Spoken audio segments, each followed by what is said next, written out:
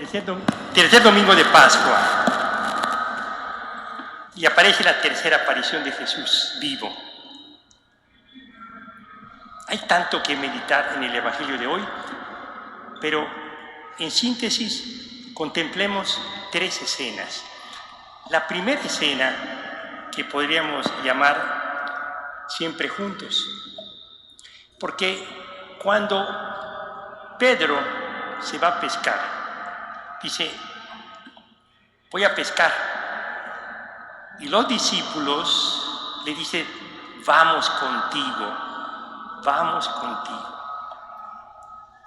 Esta semana, todos los obispos de México que tuvimos la asamblea del episcopado, vivimos con jóvenes, con laicos, con religiosas, con seminaristas, con sacerdotes, el primer encuentro eclesial.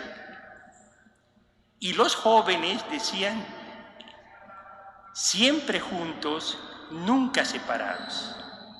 Y tomaban esta frase de vamos contigo, porque es lo que hacemos nosotros. Vamos con Jesús, vamos con Pedro, con el Papa, vamos con los obispos, vamos con la Iglesia, nunca separados, siempre con otros. Este es el don y la belleza de ser Iglesia en México. Y especialmente los jóvenes, las familias de hoy, vemos esto como un gran regalo.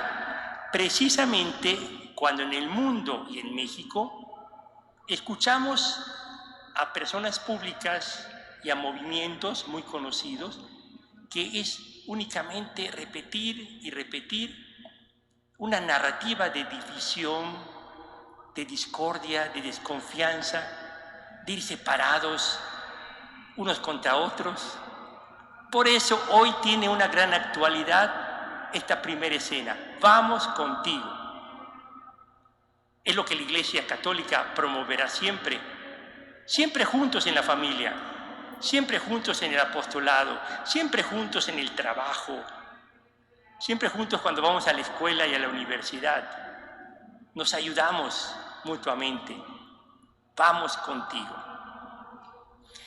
La segunda escena, una escena donde aquello que aparece es que el Señor Jesús,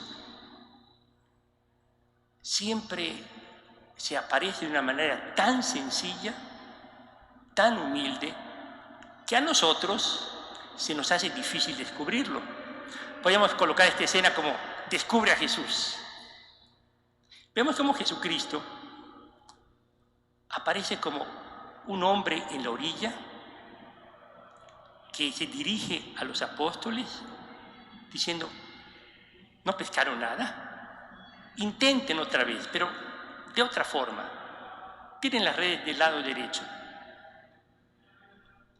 Y cuando escucha esto, el discípulo amado, esa intuición de fe y de amor del discípulo amado, lo reconoce por la voz. Después se lanza Pedro, el impetuoso, y va a la orilla.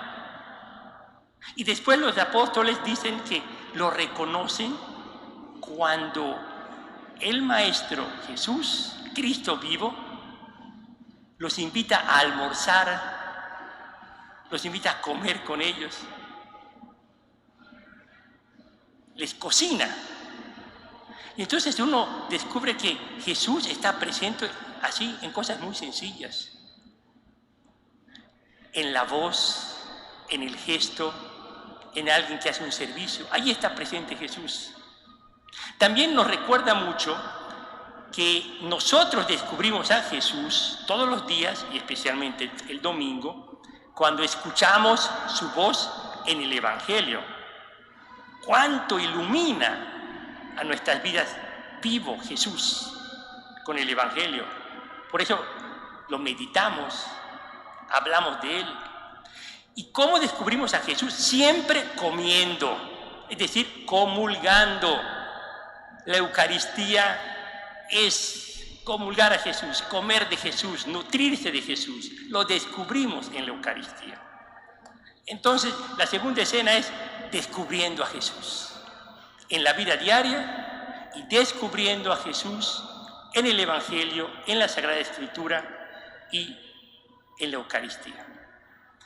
Y la tercera escena es un diálogo de amor extraordinario entre Jesús y Pedro. Dos marcos que no hay que olvidar. Primero, que esa repetición de Jesús, ¿me amas? Y el otro le contesta, sí te quiero, ¿tú? Sí te quiero. Recuerda aquellas 3 ocasiones que Pedro lo había negado públicamente como un cobarde, como todos los demás discípulos. Y dice el Evangelio que se entristecía cuando Jesús le preguntaba esto. Pero esa tristeza hizo que el amor de Pedro fuera más humilde, menos soberbio. Y hace que Pedro cambie totalmente en su vida. Es más, Jesús, después de su negación, le hace expresar, y que descubre el mismo Pedro, que en verdad quiere al Señor, que quiere entregar su vida por Él. Y le encomienda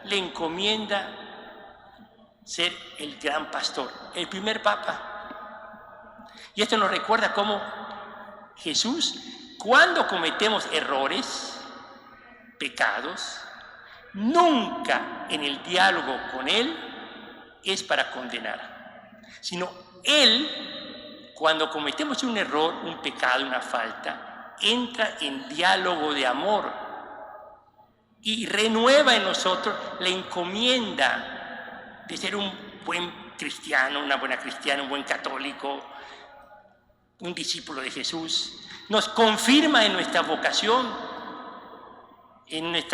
como familia, como papá, como mamá, como esposo, como esposa, como sacerdote, como religiosa. Nos confirma. Confía en nosotros. ¿Y qué sucede cuando Pedro acepta esto? Lo vemos en los Hechos de los Apóstoles. Es un Pedro que con los discípulos, después de Pentecostés, no tienen miedo. Y los amenazan y los azotan y dicen, nosotros no vamos a callar, porque somos testigos del amor de Dios, que ese hombre, Jesús de Nazaret, a quienes ustedes mataron, a quienes nosotros traicionamos, todo eso lo ha vivido para el perdón de nuestros pecados, para nuestra conversión. Y dice esa frase que todo católico dice, que preferimos obedecer a Dios que a los hombres. Un buen seguidor de Jesús vive siempre a favor de la vida, a favor del bien, a favor de la justicia.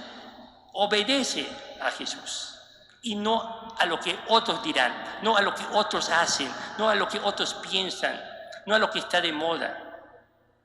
Pero eso únicamente se puede hacer cuando uno experimenta el diálogo de amor con Jesús. Y lo que es maravilloso, que amenazan a los discípulos de azotarlos. Les dicen que se callen. Y ellos dicen que hasta disfrutaban y agradecían a Dios dar testimonio de la presencia del amor de Dios.